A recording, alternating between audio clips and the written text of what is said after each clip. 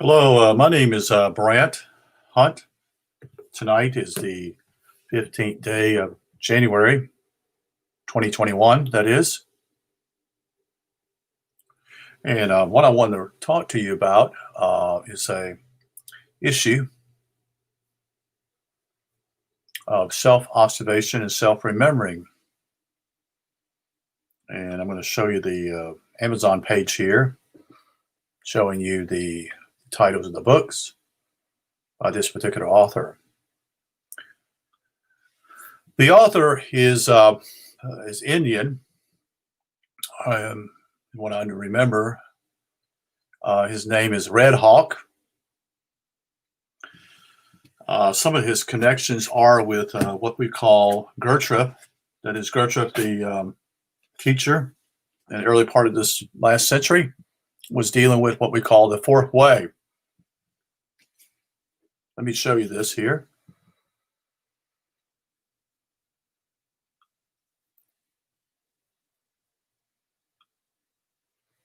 This is a book by the lady who took pretty much all the notes for Gurdjieff in his day. If you'll notice here, as I try to get it in the middle here, the symbol here has become a major deal. And if I can recall, this is somewhat what he called the way the dances were done when Gurdjieff went to India and China. And so with this thinking, Gurdjieff was basically, if I recall, was from the state of Georgia in the former Soviet Union. And he had some appeal to people. He came after Madame Blavatsky. And also he was involved with a gentleman from Russia, Peter Uspensky.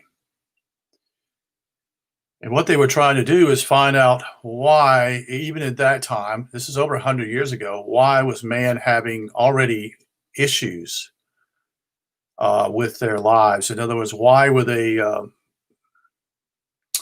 losing their minds, so to speak, doing terrible things to others? So this is I want to read something here to you from the book Self-Observation. This is by Red Hawk.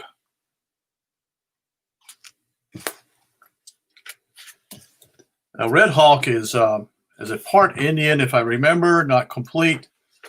He's gone to school, has educated himself, but has not forgotten what he called the important things that he learned as an Indian. And this is I would call it simply a saying, or even maybe you could call it a poem, but I would say basically it's more of just what he wanted to share. He states here, this is his name called is words are not actions. They're not. Words are not actions. The Indians understood that. I have known some, especially in the university, who taught that if they gave a fine talk or wrote a long article for journals, this made them men of action. Yeah, this is very true. This is considered, these men are lifted up on pedestals for what they write. And then they write books, you see. Almost all your professors, have gone to school and first are bachelor's degrees, then they get a master's, and then they get a PhD, and usually even more than one PhD. When I was in school, we used to call it pile high and deeper, just basically, more shit, as they would call it in that name. So it's just, a lot of baloney to the students in some ways. I'm not saying always that's bad. I'm just saying simply that's what we talked about. The Indians knew better. Before a warrior went into battle, he would not speak. He went into the sweat lodge with others. They drummed together and sang and prayed. Then for 3 days, he went into solitude. It's interesting that 3 seems to be a major number. We hear it with Jesus' death on the cross and him being in the tomb. It's also spoken of as the three crosses in Scripture, and also the word Trinity representing three. And it has also a religious connotation too with the Trinity. So then for 3 days he went into solitude, preparing his heart for his death. When he came out, ready to ride, his woman handed him an axe and bow, and no words were spoken. Some came back dead, some badly wounded, and then there was a big fire all gathered to hear the tales of the battle. The warriors laughed and laughed, made jokes about each other, told true stories that were so and not so. They knew the wounds would heal, knew the dead would be fed to the birds. You see, the Indians had a saying, words fall down on the ground like shit from the dogs. These rise up in the sky like the spirit leaving the body. This is from his saying here, the Sioux Dog Dance. Part of what Gertrude was, he talks about, the reason why I spurred on to this was I had a talk with a lady last night who lives in Australia, and hopefully we'll be able to get her on a live program in the future. She is a Russian lady who sought refuge and went to China when the Marxists took over in Soviet Union. Not herself, but her parents. So I wanted to talk to you about a little bit about Gertrude, because Gertrude talks about some of these things, and I'll explain. I'm not going to go into a whole lot of details with Gertrude. Gertrude had a lot of had followers in his time. He, like I said, was from Georgia. He had actually had a school that was actually in France. He and Spensky, his other gentleman, eventually parted ways. Spensky became a teacher or leader, that is, in England on the Fourth Way, and Gertrude was in France. Both Gertrude passed away, I think, in the 40s. And some of the things he did research, maybe the 50s, I'm sorry, maybe the 50s for sure. He did research, and he researched what we would call going back into the communities. That is, he went back to areas where modern thinking and thought was not there. So he went to an area where tradition, especially traditional sayings, also visiting what he would call gurus, and also dealing with what we call the sayings that was taught, and also the dances that the people would do. And part of this copy, what I have here, again, is to do with that symbol there, is to do with the dance and how they rotated and move around.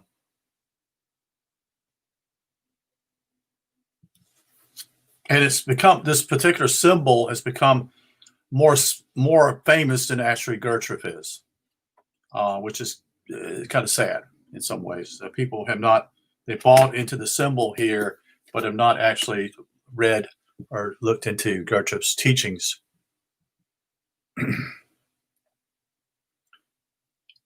Gertrude had a following, like I said, not a huge following, but mainly had a lot of following from mainly women who actually followed him. He was also known as a lover of these women, so to speak. So he had a character or a way of actually winning women over. I don't know if that speaks highly of his character or not. To me, it doesn't. But he does have, has passed on certain teachings that are important for some to look for the truth. when I bought these books back in 2016 and 2017, I basically read them, but I saw these things such and such, but then it was interrupted in certain areas and moved in a different direction. And the reason why I again sharing this with you is because of what I shared with this other lady when we were talking last night. We talked about many different issues actually, and talked for over 4 hours. Her name is Tasha. And hopefully we will have her on here in the near future. She is well learned and understands many things, well versed. And we talked about different issues, simply as to entities and how it becomes a problem. The new thing that we were talking about last night, I didn't even know what she was talking about actually. Is what's being caught up in our day is certain teachers are teaching sex tantra. I think that's how it's pronounced. If I'm wrong, please correct me. And this is going to someone who a somewhat teacher or whatever, this type of thing, to play with people's that is their genitalia, that is their sexual organs. And I'll just say this, she's scared because I want her to share more than what I'm sharing tonight, but it's just kind of give you an idea. She's saying simply is what's happening is this causes problems for people later on because the entities can enter in this type of area. Entities are there are entities out here. We just many times have denied it, and most of us in the Western world have just basically dismissed it and said these people are kooks. You don't know what they're talking about. They're in some type of dream or something, or on drugs. But she's speaking of simply is that this is another type of thing that's catching on with people, and people are just not aware of what they're doing. She's saying basically this leaves hole in your aura. That is your outside aura, AURU. I think that's how you spell it. And leaves holes in that in a way that actually entities can enter and create issues for you. So, like I said, I didn't know anything of this nature at all. I knew nothing about it and what she was talking about. But it's become a major. It's actually being pushed. I wouldn't say pushed, but actually supported in areas. That is simply this is the newest thing in actually, developing your walk, so to say, or spiritual type of thinking. And this is what it is. And so let me show you something here. And this is, let's see if we can get it going here. Let me go to the share screen here and look at it. And let me show here.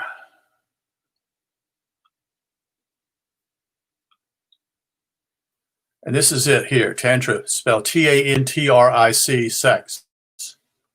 And so this is just I'm not well versed on this. It's not my area of expertise, but this creates some problems. And she's saying it's something that's being pushed, not pushed, but being developed and taught as being normal. And it's actually detrimental to people's spiritual lives.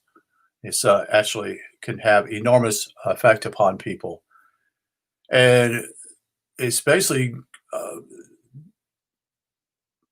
it's gotten to the way, we've gotten away from what I would call simply is having orgasms and all these kind of things that simply is that we think this is a special deal It's what, we think it's something great. And it seems to be a highlight. And as like I shared last night, it's to do with simply is with Adam Pants, is many people are falling in this type of teachings or doing these certain things. As he spoke of, simply he met a girl and he's interested in her simply because of sex. He wants to have sex with her. That's all he really cares about. He's not in love with her. He wants what he wants. And so it's a selfishness on his own part. And when he leaves after having sex with this woman, he's more empty than he was before.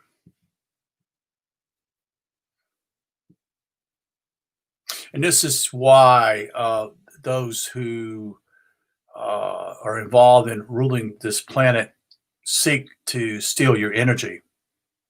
And he talks about that. And part of it is that you become more and more occupied with having sex that you lose yourself. You see? I'm not saying sex is bad. I'm just saying simply it's a preoccupation now. And in fact, he states this. He states that sex has become more addictive than not only porn, but also sex, also with drugs.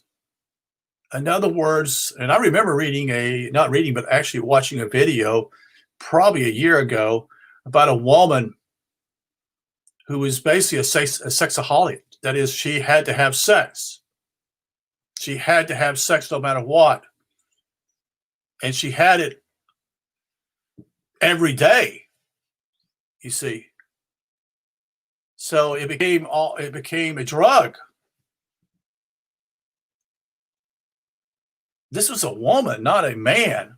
This was a woman. A preoccupation with this whole thing of sex. Sex is I'm going back to this. I've done a series a little bit about talking about intimacy. Yes, it is intimacy, but it's not true intimacy. It's not. It can't be unless you have intimacy on a heart-to-heart relationship with another person. There's got to be a foundation built upon what I would call simply is having intimacy with someone on a deeper level, on a heart-to-heart deal, not based upon sex. Sex is basically what I would say the ice cream on top, or I should say the cherry on top of the ice cream. See, the intimacy that you do with what I call a heart-to-heart relationship is true intimacy because you're sharing your heart. You're being real. You're exposing yourself and taking a chance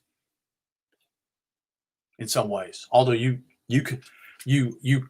not only exposing yourself, I don't mean in a bad way, but in a way simply is that you're sharing your heart. You're being realistic. You're being real. Most people aren't doing this because they've been burned or hurt by someone in the past. That's the truth. Most people don't do this. They're not intimate anymore because they've been hurt by others. And so they protect themselves, they protect their hearts, they protect themselves, and they're no longer open. And rightfully so. I can understand it because they've been burned. And many don't go back to that situation because they've been burned. We live, as I read today, just a while ago,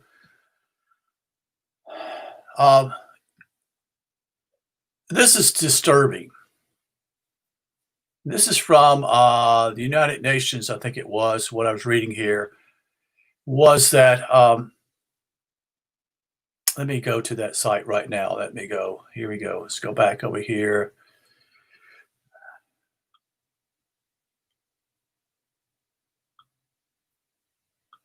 Article. It's online here.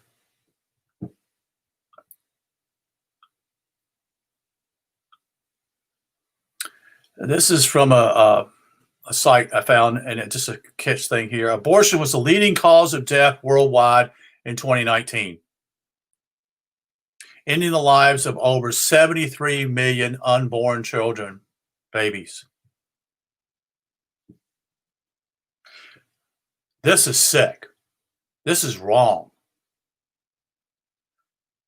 This is the leading cause of death worldwide, 2019.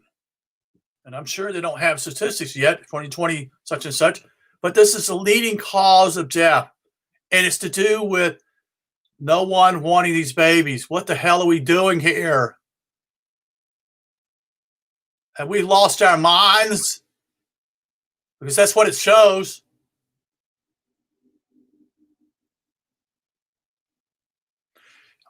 Janice Barcelo, I interviewed a couple weeks ago, and she's kind of gotten this. She's gotten it right because she realizes what's going on. People are having sex for getting off. That is, they want to get laid, but they don't want the responsibility if such and such that the woman gets pregnant. And the government's allowed this with Roe versus Wade here in America back in 1973, but it had been taking place before then. But now it's officially, supported since 1973.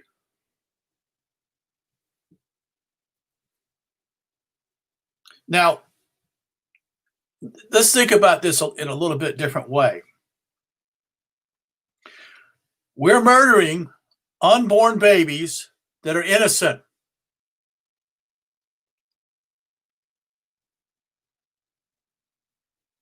We're murdering children. I don't see animals doing that. Do you? Do you see animals doing that? Do you see them aborting calves? Kids from goats?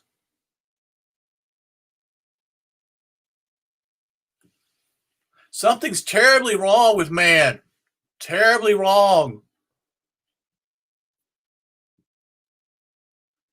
73 million people, babies. And that's just 1 year. The only country I know of so far is in Europe. Is Poland's the only one that's been against it.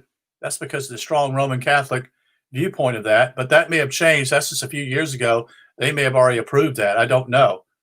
But abortion is legal just about everywhere now. That's why the deaths are much higher.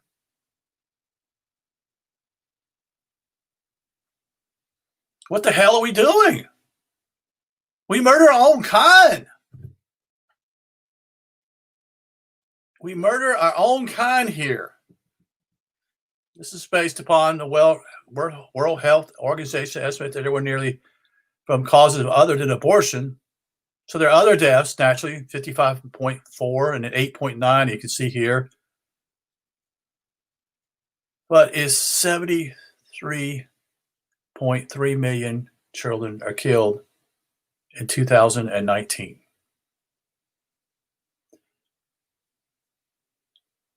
Do you understand the ramifications of this? We're a sick society. Don't ever let anybody tell you not. That's why I actually wrote, I guess it was yesterday or the other day, that we are insane. And we are. We truly are insane when we do this type of thing. And everybody says, it's my freedom, you see. Well, your freedom simply is to have sex, such and such is okay if you think so, but you realize the ramification simply is you may get pregnant. But you don't want the child. You don't want the kids. What possesses people? What possesses people to do that? What causes people to kill their own? What, you know, we're totally lost. Mankind is lost.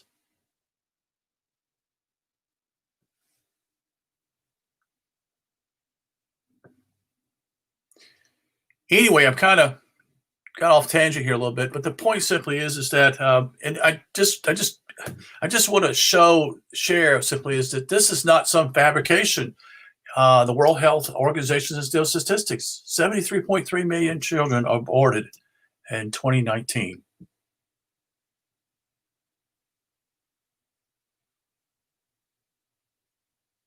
And no animals I know of that do this. Now there may be a group of animals that does that I don't know, but they don't purposely abort their children, their kids, their children, whatever you want to call it, whatever their offspring.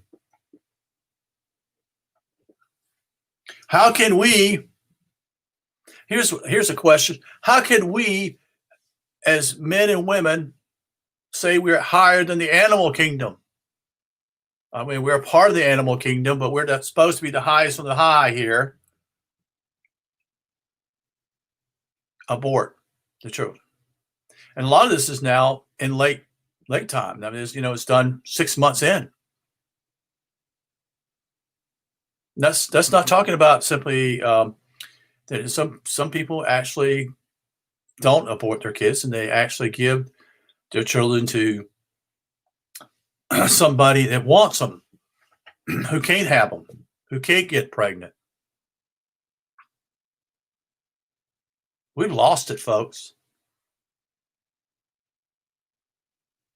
It's very disturbing. I don't recall even. I was born in 1960. I don't recall. I know my dad was very much involved with this whole issue of abortion. He was very much against it. He would go and he would actually participate in these abortion mills, as he called them, at Planned Parenthood. And so he went to those places and demonstrated somewhat, and tried to get people to have their kids,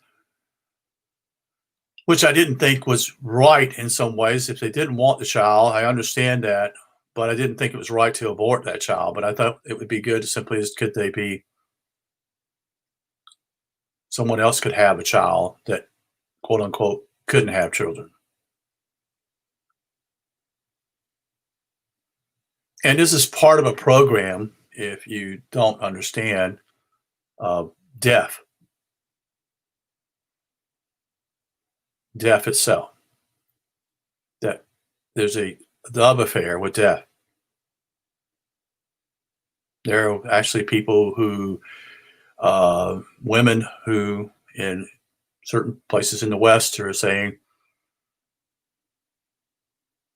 they don't want to have children anymore. They don't want to have kids at all, as though it's some type of poison. It's something that they basically, they see that the world population is too much. They've been taught this fable that there are too many people living on this planet and that we can't sustain it. That's a lie, folks. That's a total lie. That's a lie from those who basically want us to kill ourselves, to eliminate ourselves, and to eliminate our kind. That's what it's about. You see, they don't want you to be around. They don't want you to prosper. They don't want you to have more kids. Look around you.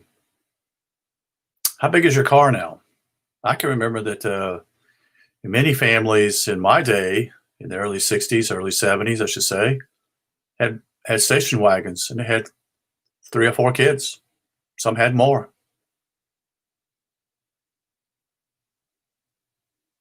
Do you see many station wagons nowadays?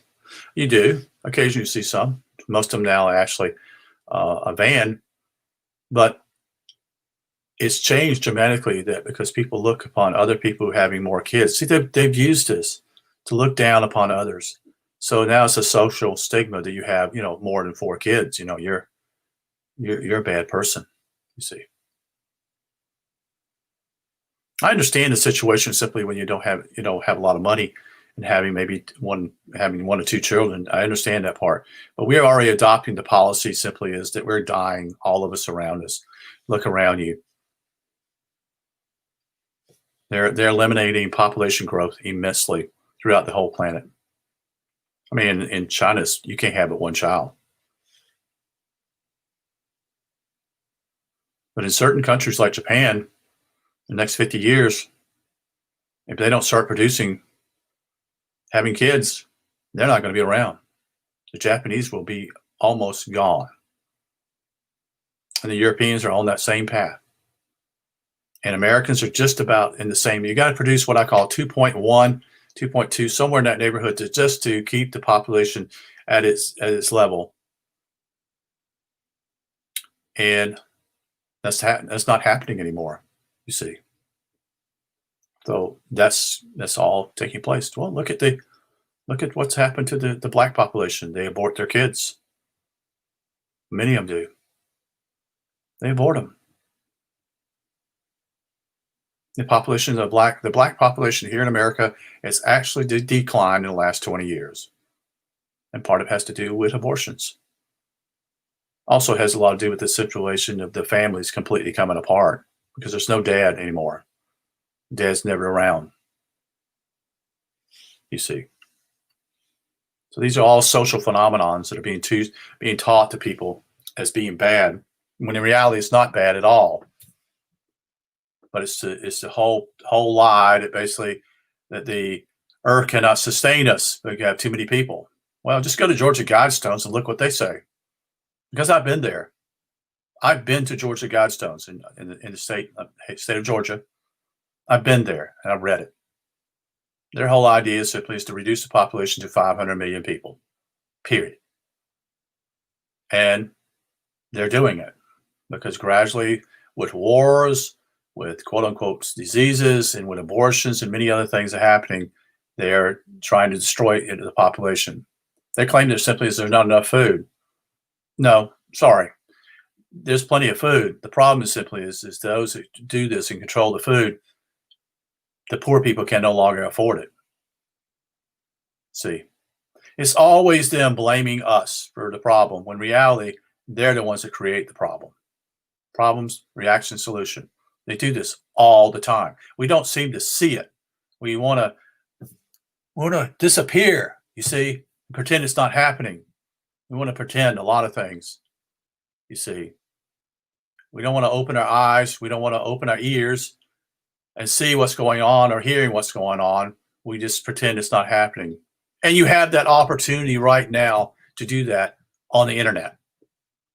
You got that opportunity. There's no excuse, folks. None. Period. Why am I so hard? Because in my lifetime, simply as I repeat, I had to have a typewriter to do a paper. Okay. That was it. And I would stay up all night doing a paper. Now you can do this easily. You can do it on a computer. You can make a copy of it. You can send it by email to your professor, whatever. All that's done, you see. And one of the things I failed to understand when I was in high school, they taught typewriting, but they said basically it wasn't going to be around too much longer. And what was the point in learning? I was like, yeah, what's the point? Now simply is you got a keyboard, you see. This is amazing. I remember I was even in seminary and I was still typing them by typewriter.